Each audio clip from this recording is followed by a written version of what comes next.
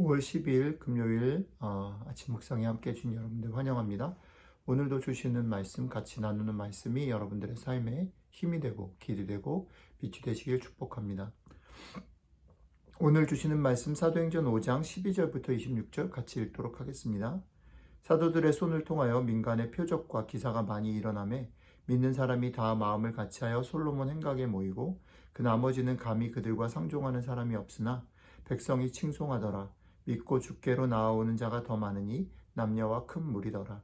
심지어 병든 사람을 메고 거리에 나가 침대와 요 위에 누이고 베드로가 지날 때에 혹 그의 그림자라도 누구에게 덮일까 바라고 예루살렘 부근의 수많은 사람들도 모여 병든 사람과 더러운 귀신에게 괴로움 받는 사람을 데리고 와서 다 나음을 얻으니라.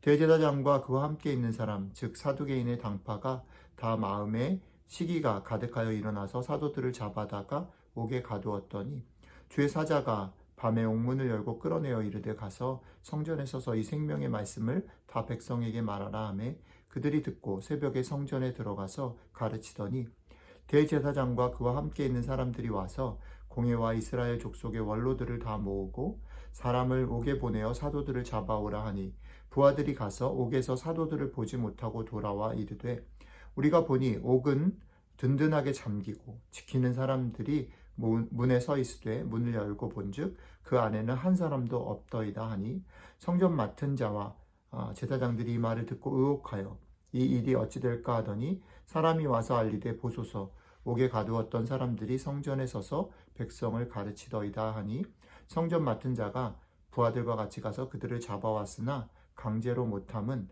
백성들이 돌로 칠까 두려워함이더라. 아멘.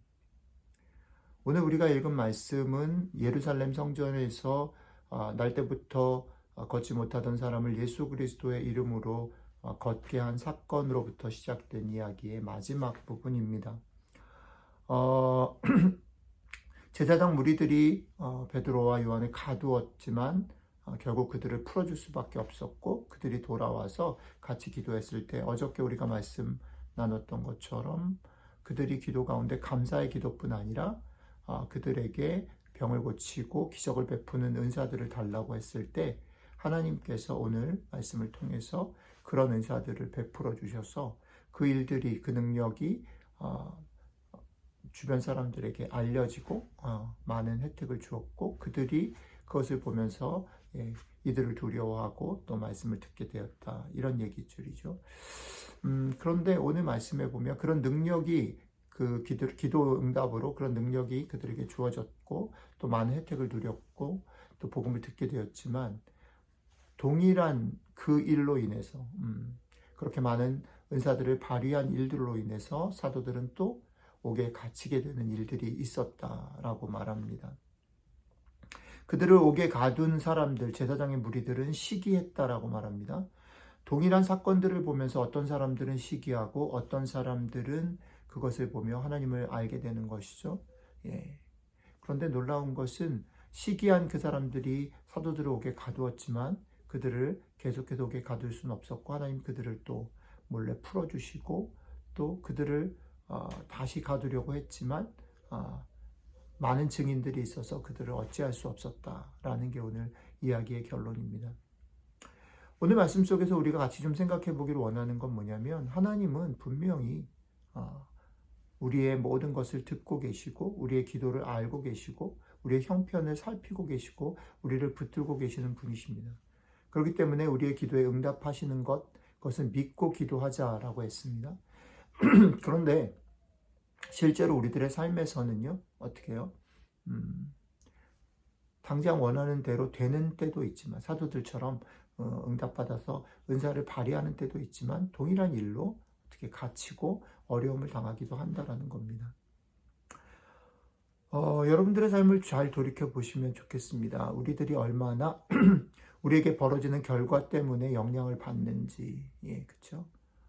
우리가 원하는 것들이 이루어졌을 때 우리는 하나님이 나와 함께 계시고 기도에 응답하시고 살아계신다라고 막 찬양합니다. 그러나 우리가 원하는 일들이 이루어지지 않았을 때 당장 손에 잡히지 않고 막막할 때 우리는 얼마나 쉽게 낙심하고 하나님을 의심하고 또 낙심하고 그러고 있는가.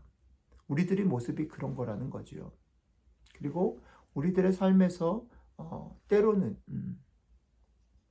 우리가 원하는 것들, 우리의 기도가 더디 응답되어지는 것들을 경험하며 살아가게 되는 게 우리들의 현실입니다. 자, 그렇다면 오늘 아침에 우리가 무엇을 주목하고 무엇을 붙잡을까요? 기억해야 될 것은 하나님이 능력이 부족하시거나 하나님이 우리를 붙드시지 않기 때문에 지금 우리에게 그런 우리가 원하지 않는 일들이 일어나는 것이 아니라는 겁니다. 그것은 하나님의 뜻과 하나님의 시간의 계획을 가지고 계시기 때문입니다. 기억해야 될 것은 그러니까 지금 당장 우리 눈에 마음에 흡족한 상황이 벌어지지 않을 때에도 하나님이 붙들고 계시고 결국은 오늘 말씀에서 보여주는 것처럼 하나님은 결국 승리하고 하나님은 결국 우리를 지키신다라는 것을 붙잡아야 되는 거죠. 흔들리지 않으셨으면 좋겠습니다. 오늘 여러분들의 삶에도 많은 일들이 있을 겁니다. 어떤 것은 즐거운 일, 어떤 것들은 신나는 일, 어떤 것들은 그러나 낙심하고 답답한 일들이 계속 되어질 수도 있습니다.